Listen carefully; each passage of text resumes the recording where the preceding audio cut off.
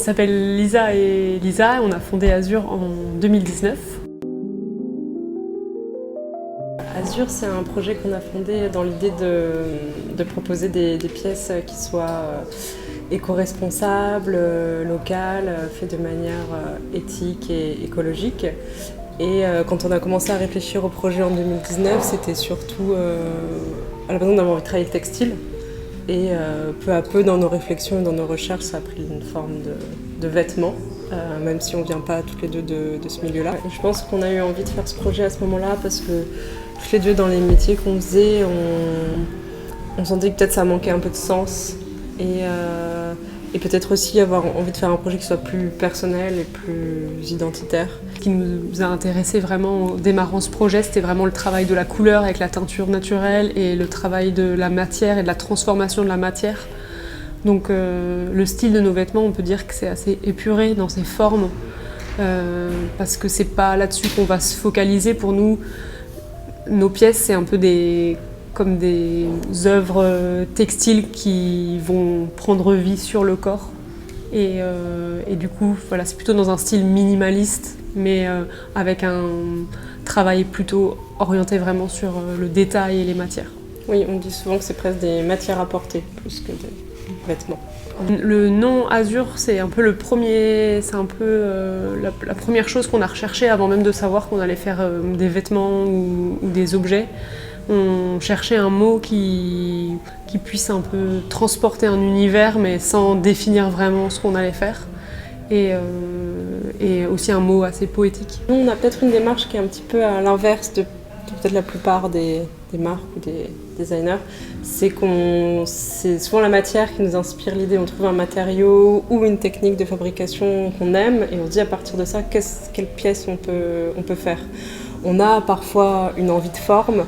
Mais en général, on le met de côté en attendant peut-être que la matière arrive à nous un jour, quoi. Quand les idées, on les pousse, en général, c'est que déjà on a le matériau et ou la technique de fabrication. Et c'est de là que ça part, en fait. On fait des tests sur cette matière, comment elle se tient, quelle est la souplesse. Et après, il y a forcément l'enjeu commercial où il faut qu'on puisse avoir, même si nos pièces sont quand même des pièces haut de gamme, on va dire, elles ont un certain coût.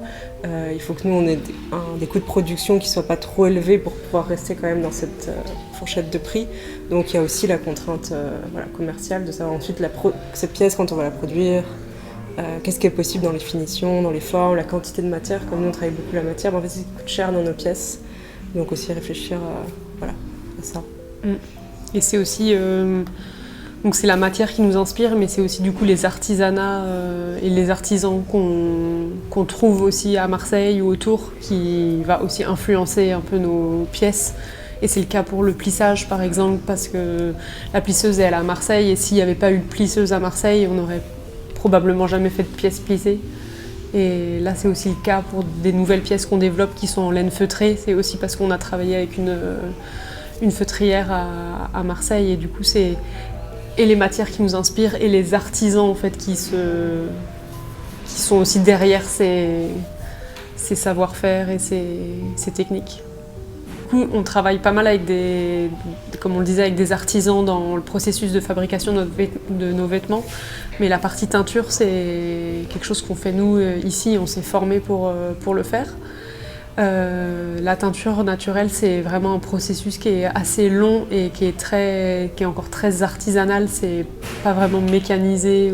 Du coup, les différentes étapes, c'est déjà la préparation du tissu. Le tissu, il faut qu'il soit vraiment, s'il est neuf, il faut qu'il soit décati, c'est-à-dire qu'il soit propre et qu'il n'y ait plus d'après chimique qui peut interférer après au moment de la teinture. Donc il faut être sûr d'avoir un tissu qui soit lavé, et si c'est pas le cas, il faut le faire nous. Donc c'est déjà une première intervention sur le tissu. Ensuite, on fait un premier bain qui s'appelle le mordansage. Ça permet, c'est un mélange d'alun et d'eau, et ça permet de préparer la fibre à recevoir la couleur. On laisse tremper les tissus pendant une nuit dans un bain d'alun. Donc à ce moment-là, le lendemain, on va dire que le tissu il est prêt à être teint. On rince, en fait, après, entre chaque étape, on rince encore à l'eau claire ces tissus. Et ensuite, la teinture, c'est comme vraiment un grand T, on va mettre les plantes dans une marmite. La taille de la casserole va dépendre de la quantité de tissu qu'on veut teindre. Et donc on va mettre cette eau à chauffer, on va ajouter les plantes et quand l'eau elle est à 75-80 degrés, on va plonger le tissu assez rapidement pour être sûr d'avoir un beau unisson parce que c'est ce qu'on cherche.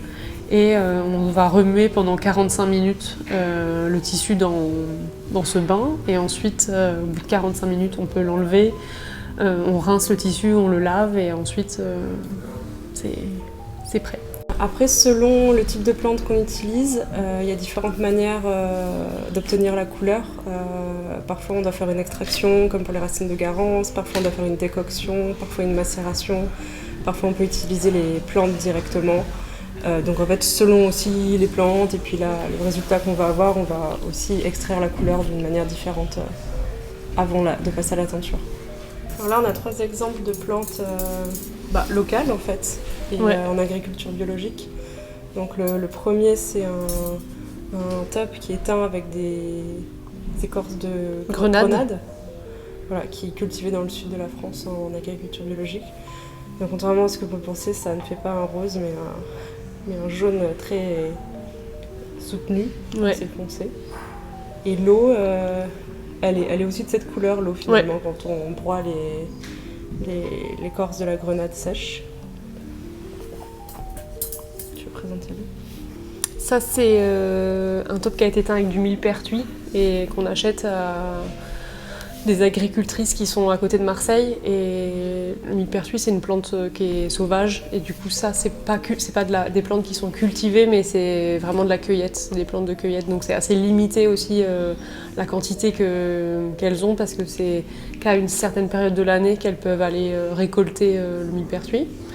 Et c'est vraiment une plante sauvage qui pousse en bord de rivière et elle le ramasse, elle sèche les feuilles et elle les broie et nous on utilise les feuilles broyées du coup de millepertuis pour cette couleur.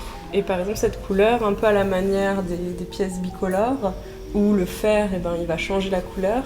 Là on a voulu que le vert soit un petit peu moins éclatant intentionnellement donc on l'a trempé dans une cuve d'eau dans laquelle on avait dilué de l'acétate de cuivre. Alors le fer, ça va obscurcir et griser, et le cuivre, ça va avoir plutôt tendance à ternir légèrement, on va dire. Donc le vert était beaucoup plus vif, et nous, on voulait un vert qui soit un petit peu plus sourd. Voilà. Et donc ça, on a pu le faire avec l'acétate de cuivre. Et ça, c'est les mêmes agricultrices qui nous vendent le millepertuis. Ça, c'est une plante assez connue en teinture qui est la garance et qui va donner plein de nuances de rouge. Et donc la particularité de la garance, c'est que c'est les racines qui servent à teindre. Et du coup, il faut que les plantes elles soient cultivées au moins pendant 3 ans sur un champ. Donc ça occupe quand même des champs pendant 3 ans avant que les racines soient assez grosses et puissent vraiment donner vraiment une couleur assez intense. Donc, et ça c'est aussi, même pour elle, c'est aussi une plante qui est assez compliquée à cultiver parce qu'une fois qu'elle décide de ramasser toutes les racines, ça peut pas du tout être mécanisé. Donc c'est vraiment, elles sont par terre dans le champ et elles doivent tirer les racines qui sont assez cassantes, vraiment délicatement. Et ensuite aussi, pareil, les nettoyer pour enlever toute la terre et les sécher et les broyer. Et du coup, c'est les racines broyées qu'on utilise. Oui, c'est ce qui en fait une des plantes tinctoriales aussi les plus chères. C'est le fait qu'elles doivent elles doivent rester en terre pendant plusieurs années et qu'après toute la récolte se fait manuellement. La grenade, elle a aussi un coût, mais pour le coup, c'est plus un déchet, on va dire, de l'agroalimentaire. Et après, le millepertuis, il a aussi un certain coût puisque c'est de la cueillette sauvage et que c'est limité. Voilà, il y a d'autres plantes tinctoriales qui sont plus faciles à cultiver, qu'on ramasse beaucoup plus facilement et qui sont du coup moins rares et moins coûteuses. Et là, sur ce top-là, pareil, voilà, il était rouge sang au départ, un rouge coquelicot, et en le trempant dans l'acétate de fer, on obtient plus une aubergine prune. Voilà. Donc ça rallonge la teinture parce que ça rajoute une étape après la teinture. presque une deuxième étape de teinture. Ça s'appelle le nuançage. Et qui est manuel, qu'on doit faire tissu par tissu, alors que quand on teint de l'uni, on met tous les tissus dans la cuve et on remue. Ça, c'est beaucoup plus précis, on doit le tenir, bien le placer, le laisser un certain temps, le sortir. Voilà, ça c'est un travail qui demande un petit peu plus de cas particuliers, quoi. C'est pièce par pièce. J'ai l'impression que ce qui nous anime et à chaque fois redonne de la dynamique dans le projet, c'est quand on découvre un nouveau matériau qui nous plaît et qu'on arrive à maîtriser. Et qu'on l'intègre à nos collections. C'est vrai que la soie plissée, ça nous a pris un certain temps à maîtriser, la teinture naturelle aussi. Et là, depuis récemment, on commence à explorer la laine feutrée. Et ce qui est pas mal à challenge, parce que c'est pas un matériau qu'on a l'habitude de voir dans des vêtements un style plus minimal. Et du coup, c'est de la laine locale, qui est lavée, les moutons sont élevés localement, elle est lavée et traitée aussi dans le sud de la France. Et du coup, j'ai l'impression que c'est aussi de se dire qu'est-ce qu'on va faire avec ça, quelle nouvelle forme on va imaginer, maîtriser aussi cette matière. Et puis une fois qu'on y est arrivé, c'est assez satisfaisant de se dire qu'on a réussi à ce challenge, quoi. Ce que je pense qui nous aussi plaît encore, alors c'était beaucoup plus fort au début quand on apprenait cette technique, mais je pense qu'on le ressent encore, c'est la teinture naturelle, c'est quand on trempe un tissu qui est blanc dans la cuve et qu'on a préparé la recette, qu'on a préparé le mordant et qu'on a réfléchi à ça pendant plusieurs jours et d'un coup on met le tissu dans la cuve et qu'on le ressort et il a une couleur éclatante, rose, jaune. C'est assez satisfaisant de se dire qu'on a créé une couleur en fait, juste à partir de feuilles, de fleurs. Et une couleur qui soit vraiment lumineuse, éclatante. Je pense ce qui est important pour nous, c'est tout en fabriquant des pièces qui nous plaisent, à la fois esthétiquement et à la fois dans le processus de fabrication, proposer des pièces qui soient véritablement éco-responsables et qui ne rajoutent pas sur le marché un autre produit polluant qui ne va pas se dégrader et qui va être jeté. Donc, je pense, nous, c'est cette balance qui est importante entre proposer un produit de qualité, éco-responsable et aussi créativement pouvoir s'épanouir. C'est sûr que l'artisanat a un rôle à jouer dans la création plus éthique. Après, le fait de travailler artisanalement, ça remet aussi en question un peu la production et la quantité de vêtements ou d'objets qu'on met sur le marché. Parce qu'à partir du moment où un objet, où nos pièces elles sont artisanales, c'est une plisseuse qui plisse toutes nos pièces. On pourrait pas, ce serait compliqué de devenir une énorme marque parce qu'en fait on pourrait pas rester à une échelle artisanale.